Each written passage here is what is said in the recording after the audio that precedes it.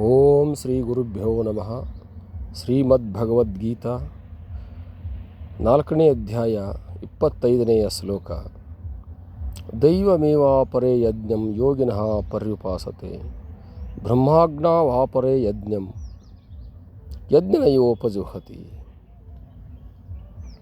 Other yogis daily offer sacrifice only in the form of worship to gods, while others perform sacrifice by offering the self by the self itself in the fire of Brahma. ಭಗವಂತನ ಉಪದೇಶ ಏನು ಇಲ್ಲಿ? ಬಹಳ ಜನರು ಯಜ್ಞವನ್ನು ಮಾಡ್ತಾರೆ.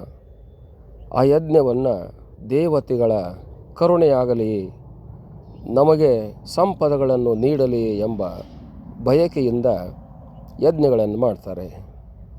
ಇನ್ನು ಕೆಲವರು ಆ ಯಜ್ಞವನ್ನು ಮಾಡುವುದು ಭಗವಂತನ ಪ್ರಾಪ್ತಿಗೋಸ್ಕರವಾಗಿ. ಯಜ್ಞೇನ ಉಪಜೂಹತಿ, ಏನಂತ ಮಾಡ್ತಾರೆ? ಯಜ್ಞದಲ್ಲಿ ಬ್ರಹ್ಮಾಗ್ನೌ, ಬ್ರಹ್ಮ ಎಂಬ ಅಗ್ನಿಯಲ್ಲಿ ಬ್ರಹ್ಮ ಜ್ಞಾನವನ್ನು ಪಡೆಯುವುದಕ್ಕೋಸ್ಕರವಾಗಿ ಅವರು ಯಜ್ಞವನ್ನು ಮಾಡ್ತಾರೆ.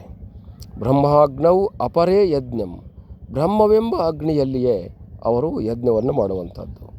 ಬ್ರಹ್ಮ ಅನ್ನುವಂಥದ್ದೇ ಯಜ್ಞವಾಗಿ ಹೋಗಿರುತ್ತದೆ. ಬ್ರಹ್ಮ ಅನ್ನುವಂಥದ್ದು ಕೂಡ ಇದು ತುಂಬ ಬ್ರೈಟ್ ಮತ್ತು ವೈಟ್ ಆಗಿರುವಂಥದ್ದು. ಬ್ರಹ್ಮ ಅನ್ನುವಂಥದ್ದು ಬೆಳ್ಳಗೆ ಇದೆ ಅನ್ನುವಂಥದ್ದು. ಬ್ರಹ್ಮ ಅನ್ನುವಂಥದ್ದು ಕಲ್ಮಶರಹಿತವಾಗಿದೆ ಅನ್ನುವಂಥದ್ದು. ಬ್ರಹ್ಮ ಅನ್ನುವಂಥದ್ದು ದೋಷರಹಿತವಾಗಿರುವಂಥದ್ದು. ಬ್ರಹ್ಮದಲ್ಲಿ ಯಾವ ಚುಕ್ಕೆಗಳು ಇಲ್ಲದೆ ಇರತಕ್ಕಂಥ ಈ ಬ್ರಹ್ಮ, ಇದು ತುಂಬ ಕ್ಲಿಯರ್ನೆಸ್ ಆಗಿರ್ತಕ್ಕಂಥ ಒಂದು ಘಟಕ ಅಥವಾ ವಸ್ತು ಆಗಿರುವಂಥದ್ದು. ಇಂಥ ಒಂದು ಪರಿಶುದ್ಧವಾಗಿರ್ತಕ್ಕಂಥ ಬ್ರಹ್ಮ ಜ್ಞಾನದಿಂದಲೇ, ಬ್ರಹ್ಮ ಚಿಂತನೆಯಿಂದಲೇ, ಬ್ರಹ್ಮ ವಿಚಾರದಿಂದಲೇ ಬ್ರಹ್ಮವೆಂಬ ಕುಂಡದಲ್ಲಿ, ಬ್ರಹ್ಮವೆಂಬ ಅಗ್ನಿಯಲ್ಲಿ ಅವರು ಬ್ರಹ್ಮವನ್ನೇ ಆಹುತಿಯನ್ನು ಮಾಡುತ್ತಾರೆ. ಹೀಗೆ ಜಲವನ್ನು ಪೂಜೆ ಮಾಡತಕ್ಕಂಥ, ಗಂಗಾಜಲವನ್ನು ಪೂಜೆ ಮಾಡತಕ್ಕಂಥ ಅರ್ಚಕರು ಗಂಗಾಜಲವನ್ನೇ ತಗೊಂಡು ಗಂಗಾಜಲಕ್ಕೆ ಸಮರ್ಪಣೆ ಮಾಡಿ, ಉದಕಂ ಸಮರ್ಪಯಾಮಿ, ಗಂಗೋದಕಂ ಸಮರ್ಪಯಾಮಿ ಅಂತ ಹೇಳಿ ಗಂಗೆಯನ್ನು ಪೂಜೆ ಮಾಡ್ತಾರೆ.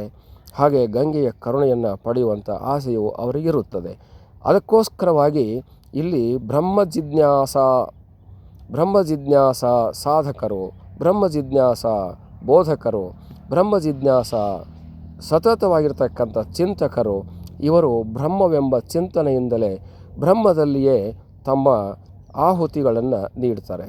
ಬ್ರಹ್ಮ ಚಿಂತನೆ ಎನ್ನುವುದನ್ನೇ ಅವರು ಆಹುತಿಯನ್ನಾಗಿ ಮಾಡ್ತಾರೆ.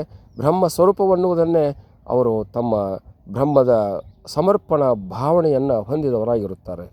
ಆದ್ದರಿಂದ ದೈವಂ ಅಪರೇ ಯಜ್ಞಂ, ಕೆಲವು ಯೋಗಿಗಳು, ಕೆಲವು ಸಾಧಕರು, ಕೆಲವು ಬೋಧಕರು, ಕೆಲವು ಆಸೆಯ ಹೊಂದಿದವರು, ಯಾವುದೋ ಒಂದು ಪರೋಕ್ಷವಾಗಿರ್ತಕ್ಕಂಥ ದೇವತೆಗಳು, ಲೋಕಗಳ ಪಾಲಕರಾಗಿರ್ತಕ್ಕಂಥ ದೇವತೆಗಳು, ಲೋಕಾಂತರದಲ್ಲಿ ವಾಸವಾಗಿರತಕ್ಕಂಥವರು, ಅವರ ಕರುಣೆಯನ್ನು ಪಡೆಯುವುದಕ್ಕೋಸ್ಕರವಾಗಿ, ಇಹಲೋಕದ ಭೋಗಗಳನ್ನು ಅನುಭವಿಸುವುದಕ್ಕೋಸ್ಕರವಾಗಿ ಕುಬೇರನ ಯಜ್ಞ ಮಾಡುವುದಕ್ಕೆ ಒಂದು ಯಜ್ಞ, ಇನ್ನು ಇಂದ್ರನ ಕರುಣೆ ಪಡೆಯುವುದಕ್ಕೆ ಮತ್ತೊಂದು ಯಜ್ಞ, ಇನ್ನು ಪಿತೃದೇವತೆಗಳನ್ನು ಕರುಣೆ ಪಡೆಯುವುದಕ್ಕೆ ಮತ್ತೊಂದು ಯಜ್ಞ. ಈ ರೀತಿಯಾಗಿರ್ತಕ್ಕಂಥ ಪ್ರತಿಯೊಂದು ದೇವತೆಗಳನ್ನು ಕುರಿತು ಪ್ರತಿಯೊಂದು ಯಜ್ಞವನ್ನು ಮಾಡುವಂಥ ವ್ಯವಹಾರ ಲೋಕದಲ್ಲಿದೆ.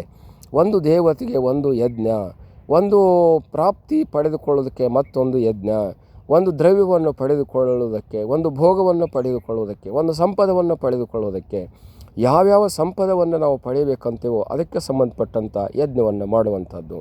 ಉದಾಹರಣೆಗೆ ಪುತ್ರ ಕಾಮೇಷ್ಟಿ ಯಾಗ ಅನ್ನುವಂಥದ್ದು ಬಹಳ ಪ್ರಸಿದ್ಧವಾಗಿರುವಂಥದ್ದು. ಇದನ್ನು ದಶರಥನು ಮಾಡಿ ತನ್ನ ಇಷ್ಟಾರ್ಥವನ್ನು ಪೂರೈಸಿಕೊಂಡ.